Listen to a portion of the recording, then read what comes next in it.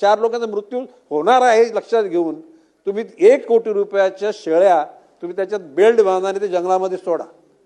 म्हणजे कमीत कमी त्या ठिकाणी ते जसं गावामध्ये नंदी असतो तो देवाचा नंदी, तशा प्रकारच्या शेळ्या, ह्या शेळ्यांचा बचाव तुम्ही करा, त्यांना तुम्ही खाऊ नका. त्या जर त्या ठिकाणी जंगलामध्ये उपलब्ध झाल्या तर ते असलेले वाघ किंवा त्या शेळ्यांसोबत मंत्री महोदयांना पण सोडा बेल्ट लावून. साहेब आता शेळ्याच्या खरेदीमध्ये पण पैसे खायचेत का? मग ते बिबट्यांच्या नसबंदींचं काय झालं? लोक रोज मरतायत, शेताला पाणी देता येत नाहीये, काही जावई शोध लावायचा का? तर तुम्ही शेळ्या सोडल्यावरती राहतील का जंगलामध्ये? 2 पायाचे बिबटे कसे पळून घेऊन जातील ना.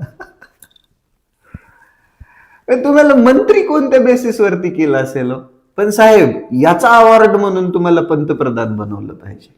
तुम्ही लय तुर्रम खान आहे असं ऐकलंय मी, तुम्ही लय पॉवरफुल आहेत, असं डॉनगिरी करता वगैरे वगैरे, लय भारी माणूस आहे असं बी ऐकलंय.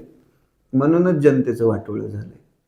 चूक तुमची नाहीये, तुम्हाला निवडून देणाऱ्या लोकांची चूक आहे, माहितीये? अरे काहीही बोलणार का? कोणता तरी ठोस उपाय काढायचा सोडून काहीतरी फाटे फोडायचे, फालतूपणा करायचा, बरं विधान भवनाच्या पटलावरती करायचा. लाजा वाटत नाहीत का तुम्हाला? तुमच्या कोणी सोडल्या होत्या शेळ्या? आणि कुठं सोडणार आहेत? जंगल कुठं ठेवलेत तुम्ही? उद्योगपतींच्या घशामध्ये जंगल घातली. कुठं सोडणार शेळ्या? शेतकऱ्यांच्या शेतामध्ये? अरे बिबटे शेतकऱ्यांच्या शेतात सापडतायत रे बाबा. मग शेळ्या सोडायच्या शेतकऱ्यांच्या शेतात, म्हणजे शेळ्यांनी ते पीक खायचं आणि शेळीला बिबट्यांनी खायचं आणि शेतकऱ्यांनी मरून जायचं. अरे सुधार रे बाबा. काय आता मला असं फक्त टाळ्या वाजवा वाटतंय तुमच्यासाठी उभं राहून. काय राव, काय नीचता, काय लेवलची बुद्धी भ्रष्ट माणसं या राजकारणात भरलेत. याने उपाय काय होणार आहे सांगा? होईल का बिबट्याचा नायनाट? होईल का बिबट्या कंट्रोलमध्ये? हा, जशी आमची माधुरी हत्तीने घेऊन गेलं तसं सोडा ना त्या अंबानीच्या अंगावर 2-4 बिबटे. काय होतं? सोडा ना तिकडं धरून, लय मोठं तंटार आहे ना तिकडं.